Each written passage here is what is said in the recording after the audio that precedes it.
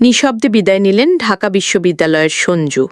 ভালো বাংলা বলতে পারতেন না তিনি। চা শ্রমিক পরিবারের মেধাবী ছিলে সঞ্জয় বড়াইক। এই ভালো না পারার মূল্য তাকে দিতে হয়েছে শুধু ক্যাম্পাসেই নয়, ব্যক্তিজীবনেও। হারিয়েছিলেন টিউশনির মতো প্রয়োজনীয় আয়, কিন্তু তার সংগ্রাম শুধু ভাষাগত সীমাবদ্ধতায় থেমেছিল না।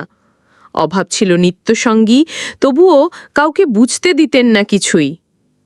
ঢাকা বিশ্ববিদ্যালয়ের নৃবিজ্ঞান বিভাগের 2020-21 শিক্ষাবর্ষের এই শিক্ষার্থীর বাড়ি হবিগঞ্জ জেলার চুনারুঘাট উপজেলার আহম্মদাবাদ ইউনিয়নের আমুচা বাগানের সাঁওতা লাইন এলাকায়।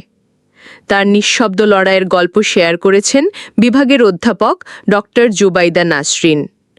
এক স্মৃতিচারণায় তিনি লিখেছেন, একদিন জানালো তার টিউশনি চলে গেছে, কারণ সে ভালো বাংলা বলতে পারে না।